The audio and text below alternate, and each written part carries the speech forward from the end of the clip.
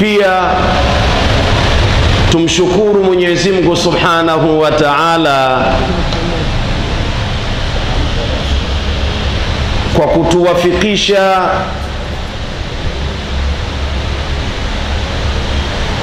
kuipata sala ya maghribi nyuma ya imamu kwa jamaa. Allah atupokelee ibada yetu hii.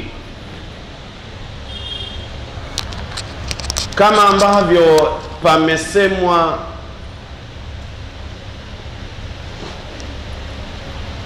muhadhara huu ni katika mihadhara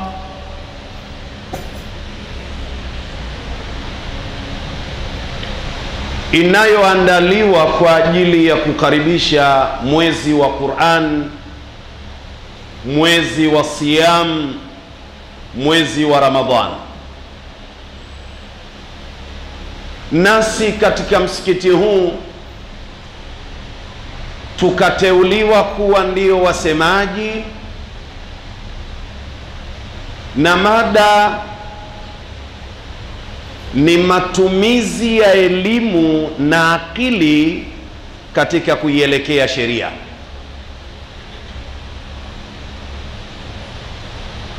Unadhani kwa nini tuliiteua mada hii? Matumizi ya elimu na akili katika kuielekea sheria. Kuna sintofahamu katika baadhi ya watu wakidhania akili na elimu ni kitu kimoja, kwa maana ya kwamba akili ndiyo elimu na elimu ndiyo akili. Wapo watu wanadhania hivyo, bali ikafika wakati kuonekana aliye fasaha zaidi kujieleza ndiyo mwenye elimu. Watu walifika huko. Ukiwa mtu hodari wa kuyapanga maneno kiasi watu wakakuelewa, basi wapo wanaoamini kuwa hiyo ndiyo elimu. Mripuko wa ufahamu, mripuko wa uelewa ulizalisha vitu vingi sana na kuteka jamii kwa njia za kimakundi, kwa uhodari wa kupanga maneno, kwa uhodari wa kiakili, na ikadhaniwa kuwa ni elimu, jambo ambalo limepelekea kuzorotesha kama si kurudisha nyuma safari ya maendeleo ya jamii ya Waislamu, jamii ambayo tukirejea katika historia alifanya kazi kubwa sana Bwana Mtume Muhammad sallallahu alayhi wasallam kuitengenezea misingi ya maendeleo, kuitengenezea misingi ya mshikamano, kuitengenezea misingi ya umoja. Haya yote yalikuwa targeti yake ni safari ya maendeleo ya jamii ya Kiislamu.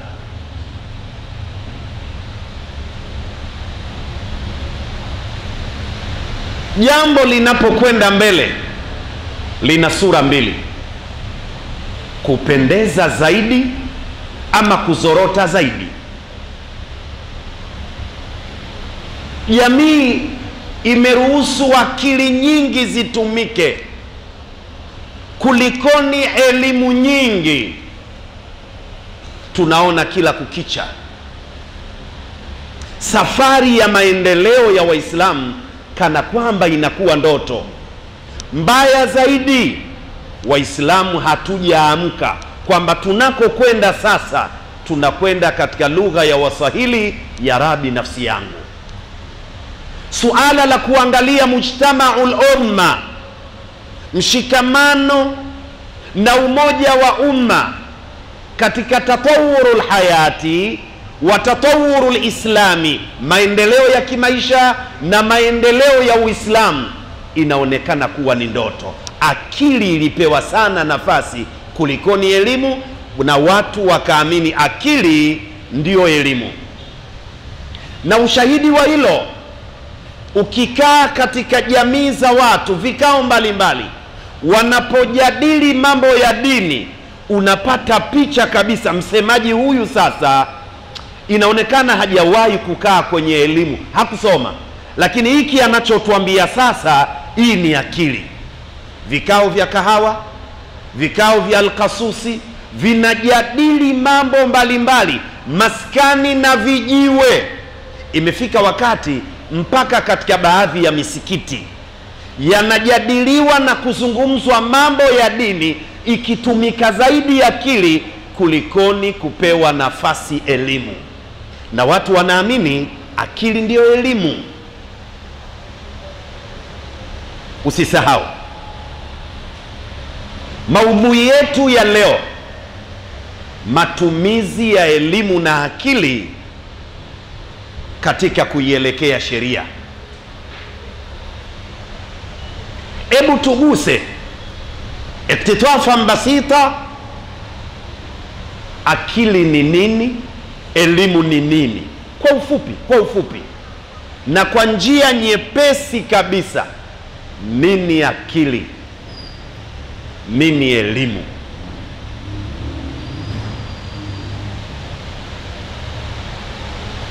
Kwa kuwa akili ni chombo cha kupokelea mambo ikiwemo elimu, hebu tuanze kukieleza chombo, kisha tuje tueleze kinachobebwa. Elimu ndiyo chombo.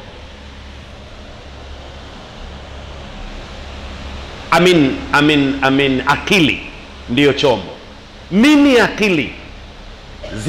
Ziko definition nyingi sana zinazoelezea akili ni kitu gani. Nachukua definition fupi nyepesi ili turahisishie safari yetu ya muhadhara. Akili al-aqlu huwa alatul idraki. Al-aqlu huwa alatul idraki allati tatakawanu fi jawanibil maddi ay jawanibil mukh. Akili ndiyo chombo cha uelewa. Akili ndiyo chombo cha kufahamu, chombo ambacho kinatengenezeka kupitia katika wigo na uwanja wa ubongo. Kwenye uwanja wa ubongo ndiko panapotengenezeka mashine ya akili. Ikiwa hiyo ndiyo maana, al-aqlu huwa alatul idraki allati tatakawanu fi jawanibil mukh, ndiyo chombo kinachomsaidia mtu kufahamu, chombo ambacho kiwanda chake ni ubongo. Ili ufahamu ulio wa sawasawa, unahitaji kitu kinachoitwa akili. Kwa hiyo huo ufahamu, elimu, ili iwe imekwenda sawa, inahitaji akili.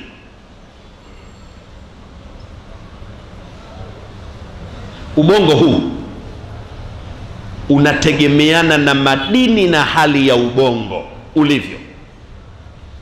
Kwa hiyo uwezo wa akili wa wanadamu utatofautiana kulingana na hali ya ubongo wenyewe, ambao huo hapo ndiyo kwenye kiwanda cha akili. Uwezo wa ubongo, uwezo wa kiafya kwa ujumla wake wanatumia hivyo. Uwezo wa afya ya mwili ndiyo inayotengeneza uwezo mzuri na spidi ya ufahamu. Moja katika doti za afya za mwili, doti za afya za mwili ikilega na uwezo wa ufahamu unashuka. Wataalamu wa ilmu nafs wana maneno yao, wanasema al-aqlu salim fil jismi salimi. Al-aqlu salimu fil jismi salimi. Akili iliyo nzima, akili iliyo sawasawa inapatikana katika mwili uliokuwa na afya nzuri. Wewe utakuwa shahidi katika hili. Wazee wetu hawa kadiri wanavyozeeka, unaona uwezo wao wa kufahamu unashuka. Kwa nini? Mwili unaanza kupoteza afya yake halisi. Lile ambalo pengine huko nyuma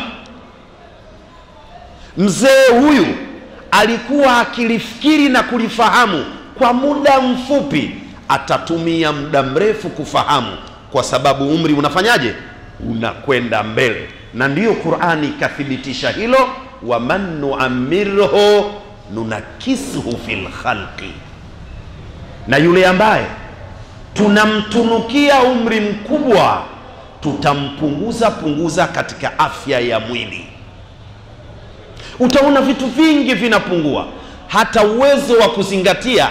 Mzee huyu ambaye alikuwa madarasa, alikuwa skuli, alikuwa na uwezo mzuri wa kuelewa, sasa ni mtu mzima, uwezo ule haupo tena, kwa sababu al-aqlu salim fil jismi salim. Ukitafuta akili iliyo nzima, akili iliyo sawasawa, lazima utakwenda kuipata katika mwili ulio na afya bora. Al-aqlu hiya alatul idraki allati tatakawanu min jawanibil mukhi. Kwa hiyo maana yake, kumbe, ili uwezo wa akili upate kuwa salama, unahitaji vyakula mbalimbali vya vitamini mbalimbali. Vyakula hivi vitakwenda kutengeneza madini ambayo yatapeleka msukumo mzuri wa damu na ubongo. Akili itakuwa katika kasi ala mithli al-hasub, ni kama kompyuta. Na ndiyo maana wataalamu wa biology wanatuhimiza sana kula vyakula vyenye vitamin na matunda mbalimbali, sio kwa ajili ya kujenga mwili peke yake, bali na kuitengenezea akili uwezo mzuri wa kufanya kazi yake. Dini hii ya Uislamu, chombo mama kilichobeba Uislamu ni Al-Quranul Karim. Qurani inahitaji vitu vitatu, na vitu vyote ukivitazama ni faida na mavuno ya akili. At-tadhakkuru wat-tafakkuru wat-tadabburu. Nitarudi baadaye. Qur'ani inahitaji vitu hivyo. Ukisoma Qur'ani, at-tafakkuru wat-tadhakkuru wat-tadabburu, nitarudi baadaye. Vitu hivi haviwezi vikapatikana vizuri hata ukiwa msomi namna gani, kama akili haiko salama. Matokeo yake eleweko litakwenda tofauti. Kwa hiyo tunahitaji tutengeneze akili bora, ili akija kusoma mwenye akili nzuri, lile eleweko litakuwa eleweko la sawasawa, ataelewa vizuri kile anachokisoma. Elimu inahitaji nini? Akili. Ikiwa akili haiko salama, shida. Hiyo ndio akili. Mmoja katika watu wa ilmu nafs alisema, al-aqlu fil jismi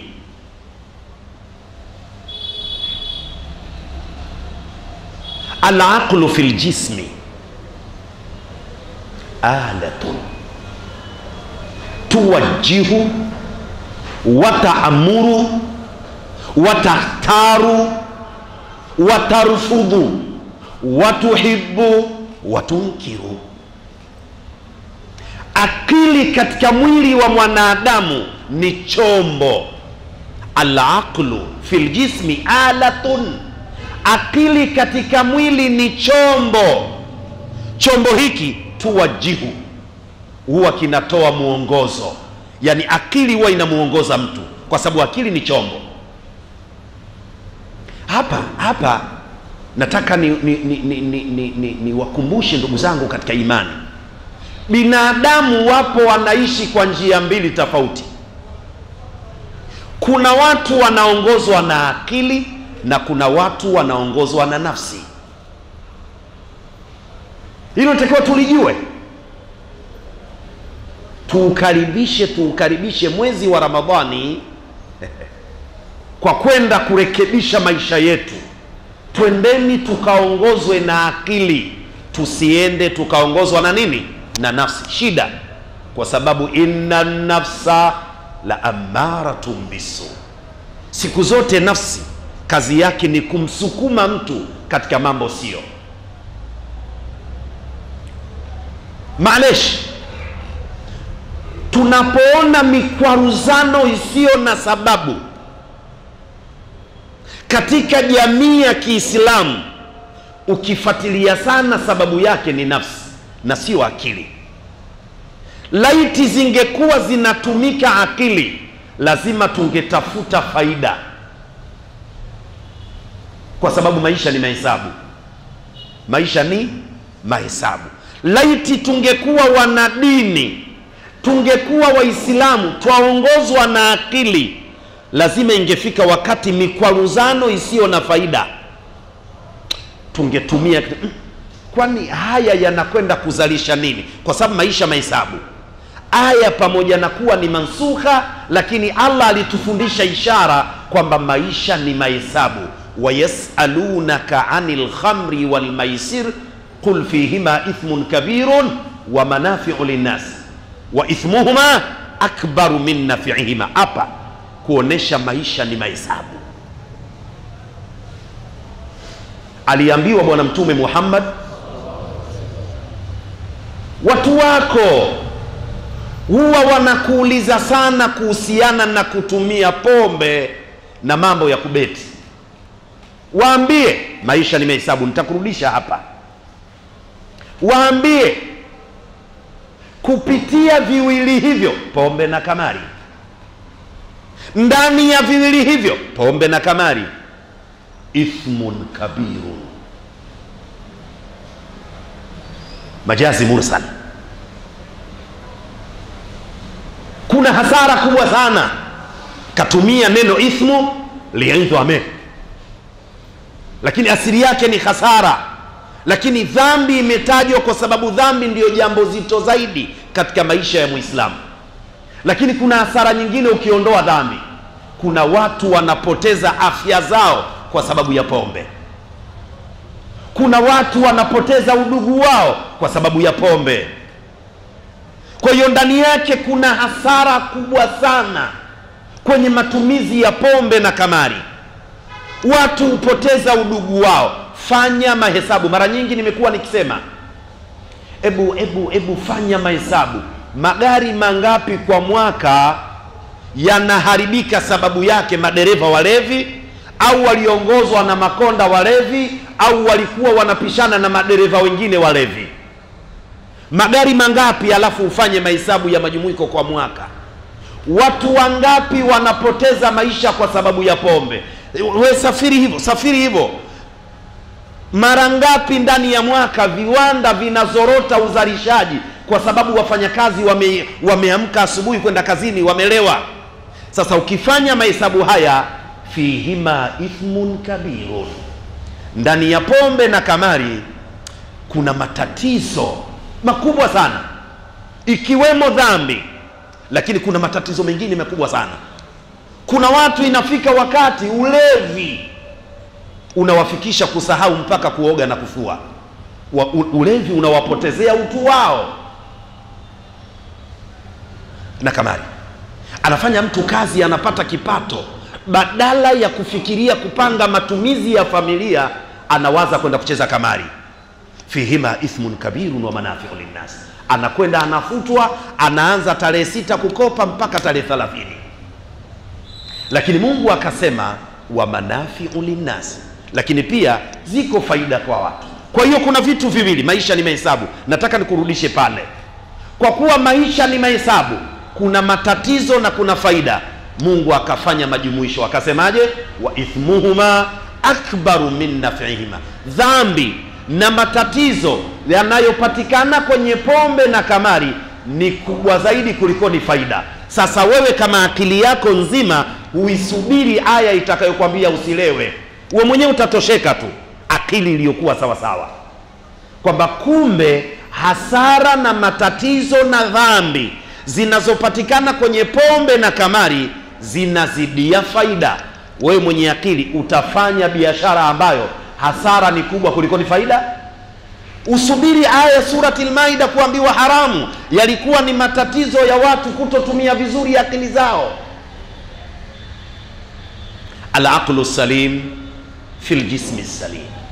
Akili iliyo nzima ya sawasawa inapatikana katika mwili uliokuwa mzima. Kwa hiyo Waislamu, laiti tungekuwa migongano yetu na mivutano yetu tunatumia vizuri ya akili, tungeona kitu cha kwanza inapotea shaukatul muslimin, nguvu ya Waislamu tunapoteza kwa migongano ambayo haina faida. Kama tuna matatizo, tukae, mimi na wewe ndio tumekaa darasani, tukae chini tuzungumze, tumalize sisi, tusiingize mizozo katika jamii, mizozo ambayo uzuri wake na ubaya wake hakuna anayejua zaidi ya kuwa msomi. Mtu wa kawaida, awamu nas, hawawezi wakaona faida hii.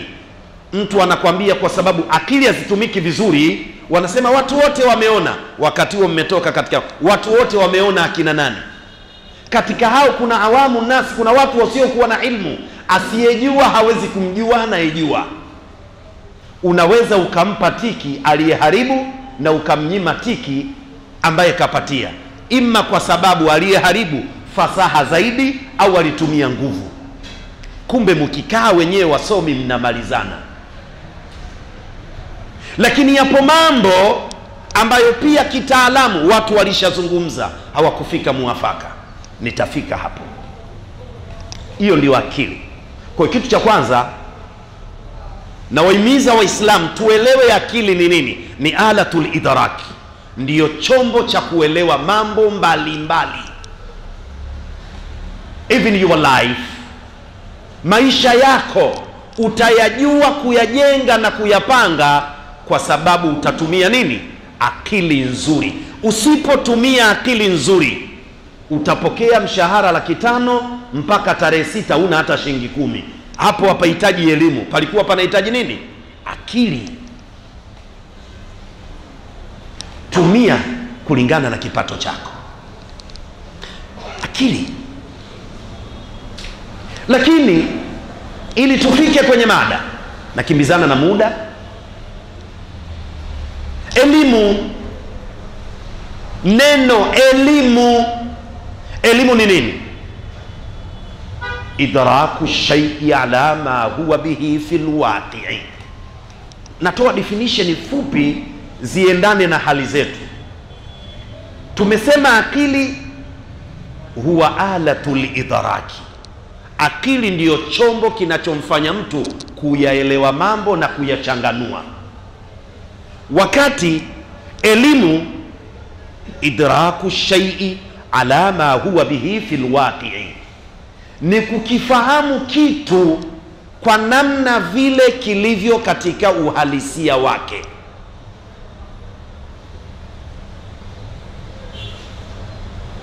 Hiyo huko ndio kujua.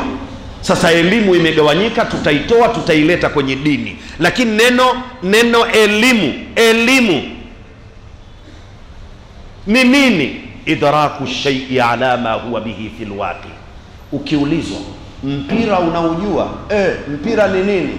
Ni kitu ambacho huwa kina dunda. Umeshindwa kueleza. Mtu akimwona chura atasema mpira huo, sababu chura naye anakuja kwa kudunda. Akimwona chura sema mpira huo, kwa sababu umeshindwa kuelewa mpira ni nini. Kwa hiyo elimu ni kukijua kitu vile kilivyo katika uhalisia wake.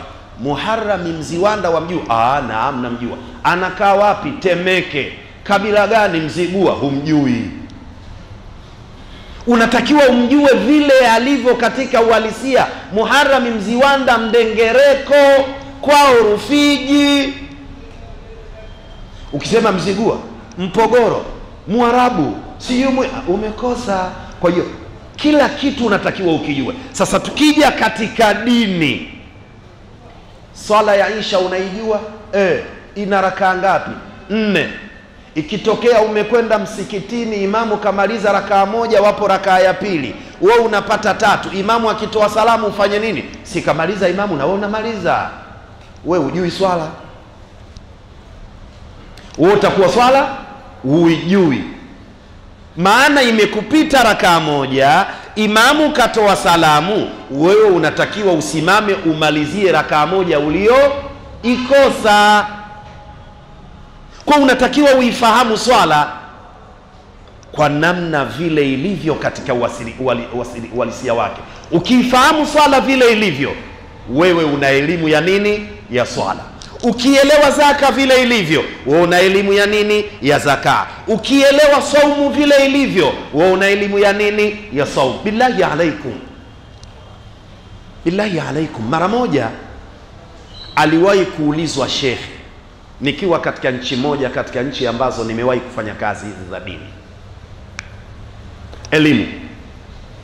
Shekhi aliulizwa, na kisa ni wakia, sikazima fuhumu, ni hivi ndikilitokea hivi. Shekhi anauliza, niliandaa chakula yangu kwa ajili ya daku, baada ya tarawehe nikapumzika, niliposhtuka kweupe saa 12, nafanyaje? Sikiliza jibu la shekhe. Ndio shekhe huyu. Funga milango na madirisha, teremsha pazia zote. Ukiona kiza kinapatikana, kula. Ukiona kiza hakipatikani, usile. Fatwa umesikia? Ili uone unaruhusiwa kula uruhusiwi. Funga milango, zima taa, teremsha pazia. Kiza kipo kidogo, basi we kula, unaruhusiwa. Maana yake huyu shehe elimu ya saumu haijui. Kwa hiyo elimu ni kitu kingine na akili ni kitu kingine. Kwa lugha nyepesi kulingana na muda, akili ndiyo chombo cha kupokea na kutunza elimu. Akili ndiyo chombo cha kupokea na kutunza elimu. Hivi basi Waislamu wanatakiwa wazingatie zaidi elimu, wasizingatie zaidi akili. Mfano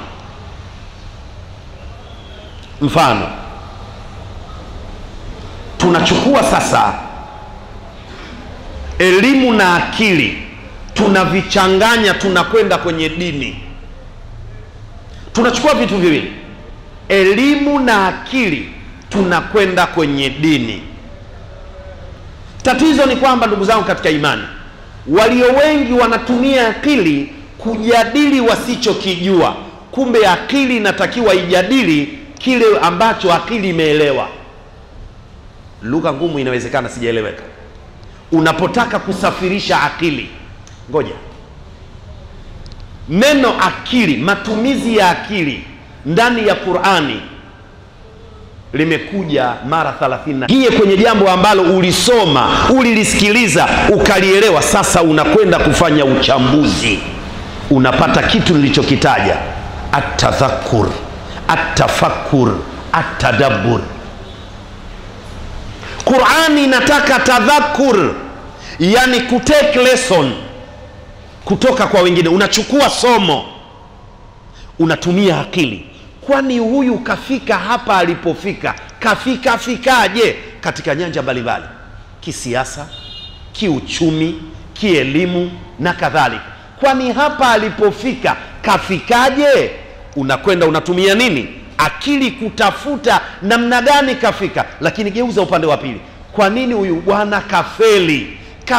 Feli vipi, ili na mimi nisije nikafeli kama alivyofeli? Tadhakur, unachukua somo kupitia katika yale ambayo kayapata mwingine, ima ni hasi ama chanya. Hii inaitwa tadhakur. Unajifundisha kupitia maisha ya mwingine. Qur'ani inataka tadhakur. Lakini Qur'ani inataka tafakur. Tafakur ni kufikiri, na hapa muda hautoshi. Ni vitu viwili tofauti. Kuna kufikiri na kuwaza. Tulio wengi huwa tunawaza, hatufikiri, na mwisho wa kuwaza vidonda vya tumbo na sukari, presha na kadhalika. Kinachotakiwa ni kufikiri. Ukifikiri unakwenda kupata majibu. Ukiwaza unajikatia tamaa. Kwa Mpemba unadaiwa, kwa Muhindi unadaiwa, kwa Mwarabu unadaiwa, finka unadaiwa, pride unadaiwa, na sijui nalipa nini, natafuta kamba naenda kujinyonga. Wewe ulikuwa unawaza. Ukiwa unatafakari vizuri, maana yake unatumia vizuri akili yako, na hii ni nje ya sheria. Unatumia akili kwenye maisha. Sasa nafanyaje kukwamuka? Wengi waliokuwa wanawaza kwenye maisha wamejikatia tamaa kuwini katika maisha. Anasema mpango wa Mungu mimi kuwa maskini, kwa sababu huyu hakutumia akili, hakutadhakkar, hakutafakar. Alafu kuna tadabbur. Na tadabbur maana yake sasa, Qur'ani inahitaji watu usafiri zaidi, yani utoke na jibu zaidi ya.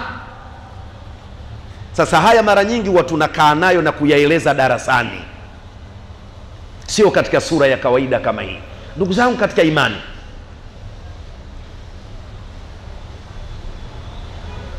angalia mfano akili na elimu. Mara moja niliwahi kusema, natoa mfano.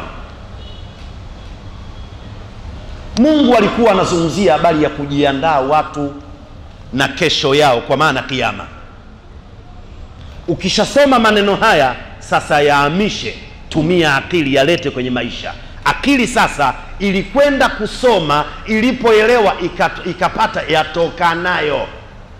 Ya ayyuhalladhina amanu ittaqullaha waltanzur nafsum ma qaddamat lighadika. Hapo, enyi waumini, mcheni Mola wenu Allah, na kila mmoja atafakari, asafirishe akili yake, atazame ni kitu gani kakitanguliza cha kwenda kumfaa kesho yake, kwa maana kiyama.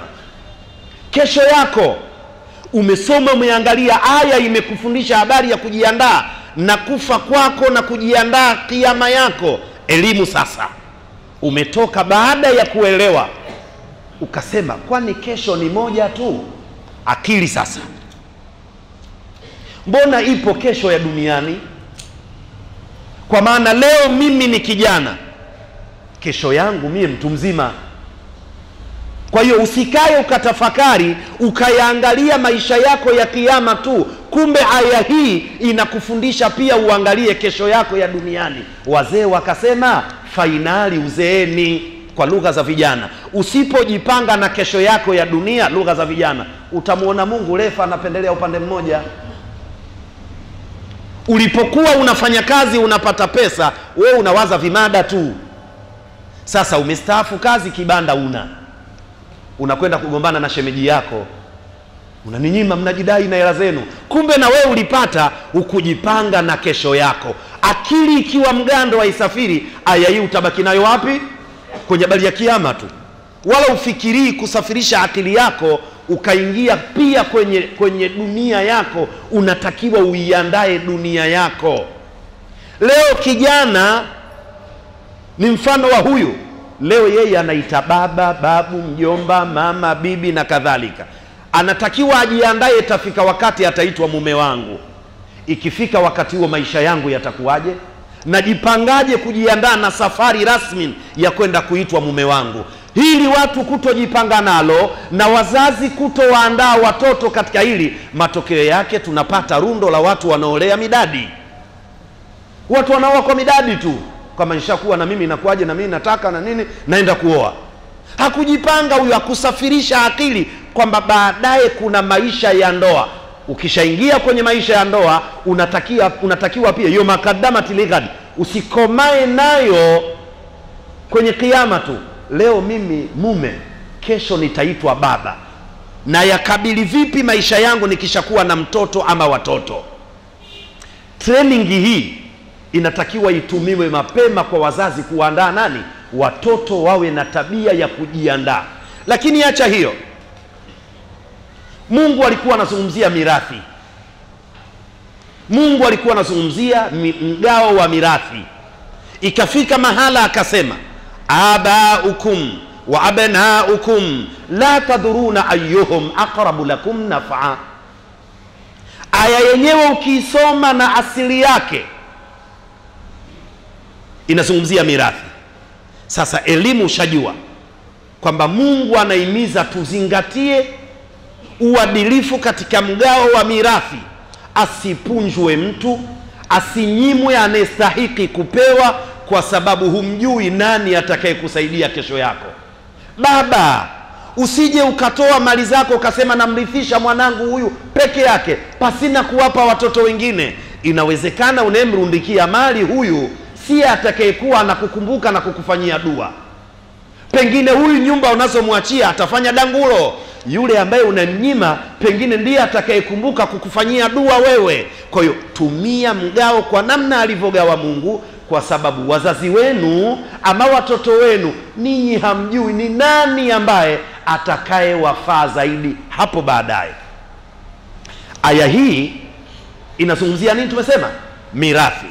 Hiyo ndiyo elimu, hiyo ndiyo sheria. Sasa ichukue akili, baada ya kuisha isoma aya hii, kaitoe iliko ilete katika maisha.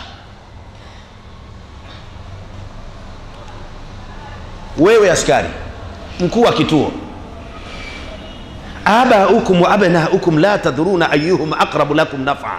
Baba zenu ama watoto zenu ninyi hamjui ni yupi katika hawa atakayewasaidia zaidi. Basi sio baba na mama, ni maisha kwa ujumla. Usije ukakaa kituoni ukanyanyasa watu kwa cheo chako. Uwezi kujua ukisha stafu unarudi kwenye jamii, inawezekana yule uliyemnyanyasa ndio atakayekwenda kuwa msaada wako. Kitumie vizuri cheo chako ukijua mbele kuna kustaafu. Wewe mwenye pesa, una duka, una uwezi jua kwamba pengine baadaye wimbo mbaya abembelezewi nao mtoto, inawezekana baadaye ukadrop kimaisha.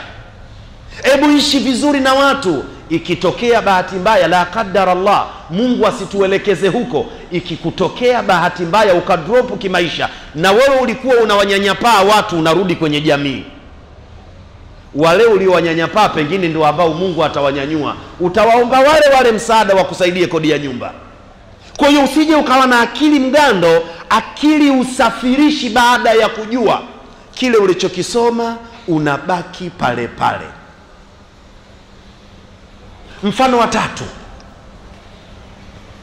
wa tatu, waqumu lillahi qanitin,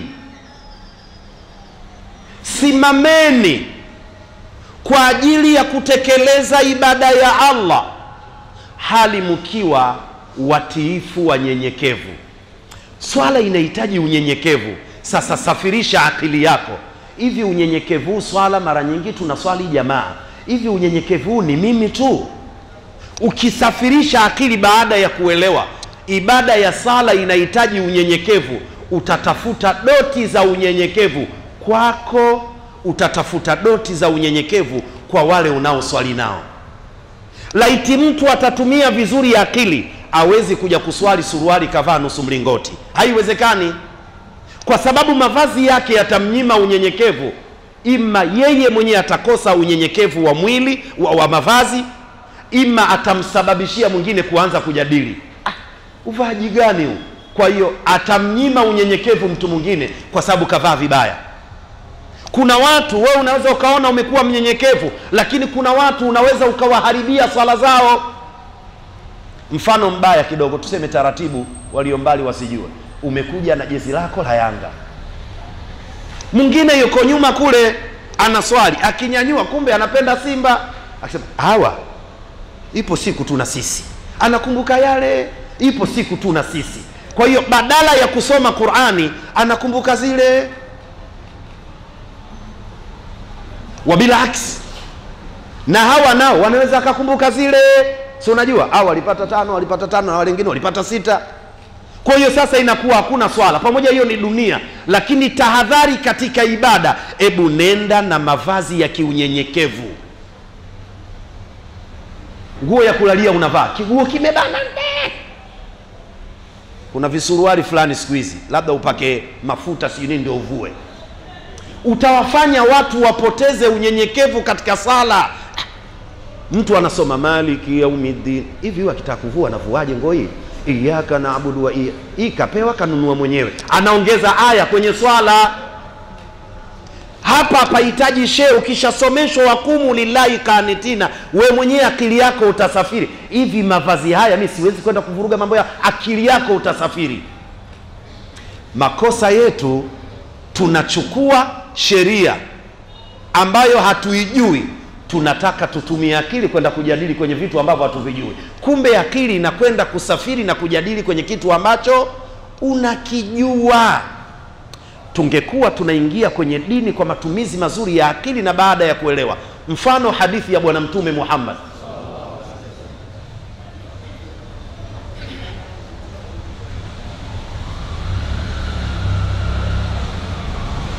Mfano, kunu ibadallahi ikhwana, kunu ibadallahi ikhwana, waja wa Mwenyezi Mungu kuweni ndugu moja. Ushaelewa Waislamu tunatakiwa tuwe kitu kimoja. Ukisoma vizuri aya hii umeielewa, sasa chukua akili. Hivi aya marumbano na kutukanana tunakotukanana, hii ndio utakuwa tafsiri ya Mtume sisi ni ndugu moja? Ukitumia hapo akili huwezi kumtukana Muislamu mwingine, kwa sababu utajua Mtume kakataza watu kumegana, tunatakiwa tuwe kitu hicho. Huku tunakotukanana ndio ndugu wa ndugu wanafanya hivi. Wala tadabaru, mfano musidhalilishane, musidharauliane, musipeane mgongo, yani kumdharau mwingine. Muislamu asimdharau mwingine. Lugha za Waislamu wanazopeana kwenye marumbano yao za dharau na wengine matusi juu. Hivi hii tukifanya hivi, kama unatumia akili peke yako, hauhitaji tena aje Profesa Lipumba hapa kutoka chuo kikuu akwambia hapo maana yake. We mwenyewe akili yako tumia. Muislamu kumdharau mwingine, unavyoona hii ni sawa sawa? Mara moja niliwahi kusema, lakini tuache, muda umenikimbia na kuna maswali na kuna adhana. Na mimi niliwaambia watu mara moja, gari yangu mimi ya Kichina kama Liaz ya Ukwang'a, kadiri inavyopata moto ndo inakolea. Kwanza naanza na muda ushaisha. Ndugu zangu Waislamu, vijana wenzangu na wale wazee wetu kwa ujumla, kilio changu mimi ni kuona Waislamu wanajua wapi wanakwenda. Tutumie vizuri akili, na vijana tunaosoma turidhie kwamba sisi bado ni wanafunzi, tunatakiwa tuendelee kusoma. Tusijiamini kwamba sisi tunajua sana.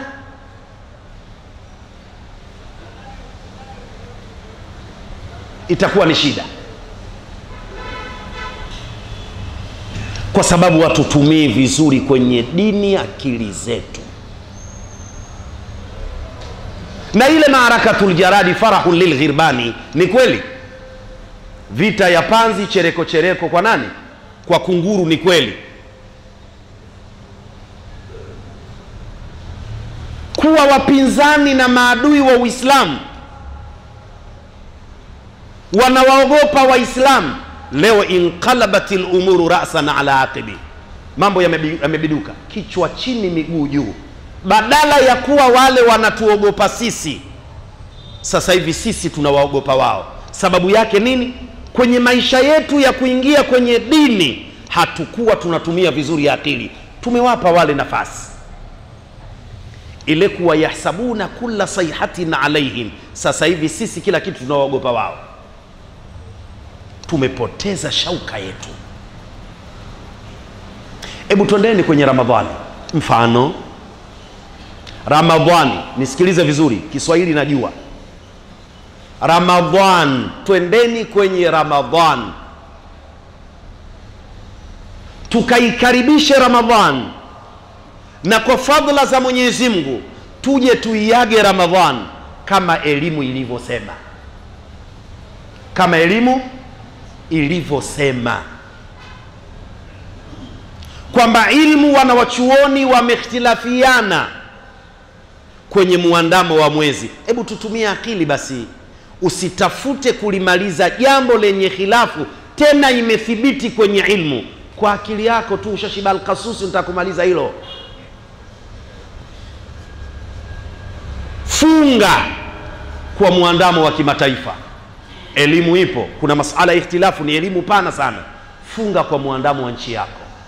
Haya ni masala khilafia, na kanuni ya sheria iko wazi, la yunkaru almukhtalafu fihi wa inma yunkaru almujma'u alayhi. Lakini jua nafasi yako, akili. Sasa we nani?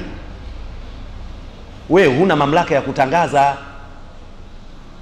Si Kiswahili changu kinaeleweka? Hapa napita, wewe ukiwa kwa mfano unafunga kwa muandamo wa kimataifa, lakini hauna mamlaka kisheria ya kufanyaje, ya kutangaza. Funga wewe kama wewe. Ikitokea siku ya kiyama unaulizwa na Mwenyezi Mungu, wewe ulikuwa unatangaza mwezi umeandama, wewe ulikuwa ni nani kwenye nchi yako? Kwa mfano Mungu namjibuni, hebu tuchukulie natoboa siri ya mtihani. Mungu naenda kumjibu, wewe ulikuwa mufti, wewe kadhi, wewe nani? Maneno magumu kidogo, kuna watu hawatonielewa, lakini nasema wanaotangulia watangulie, wako sahihi, wanaochelewa wachelewe, wako sahihi. Na kufungua vile vile, wewe ukitangulia kufungua usiende kumuonyesha mzio tonge la wali haramu siku ya Idi kufunga, unamuonesha mzio tonge. Hapana, haya masala khilafia, na ilmu ndivyo inavyo. Tutumieni akili, tusitumie nguvu. Nguvu sawa, na wewe utatangaza, hiyo ni nguvu, lakini sio akili. Akili inatakiwa kwenye masala ya kawaida akili iwe mbele, kwenye masala ya dini akili iwe nyuma ya elimu.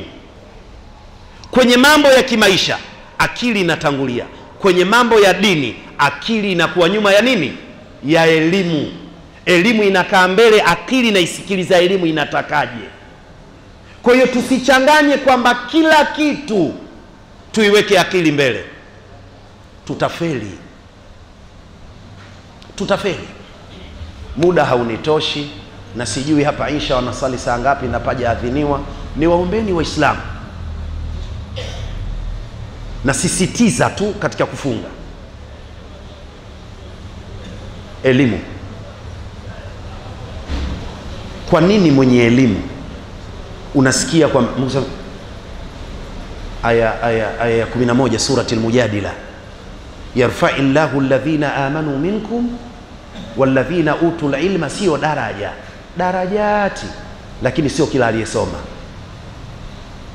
Mwenyezi Mungu huwanyanyua wale waliokuwa waumini wa kweli katika nini, lakini wale waliopewa elimu na wakaitumia vizuri akili, amini elimu, wale darajati Mungu anawanyanyua kwa daraja kubwa zaidi. Unadhani kwa nini? Hawa wanatumia vitu vingapi? Viwili. Wasomi wanaonya elimu na akili.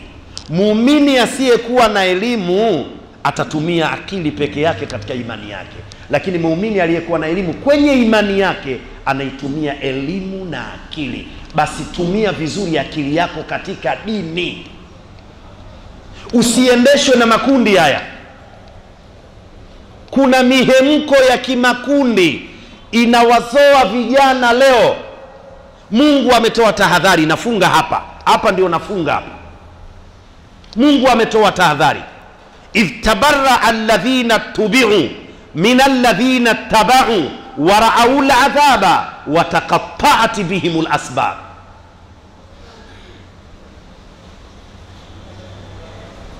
Kumbukeni, izingatieni siku ambayo wale waliokuwa wanafuatwa na watu watakapo wakataa wale waliokuwa wanawafata. Mimi sikujui wewe.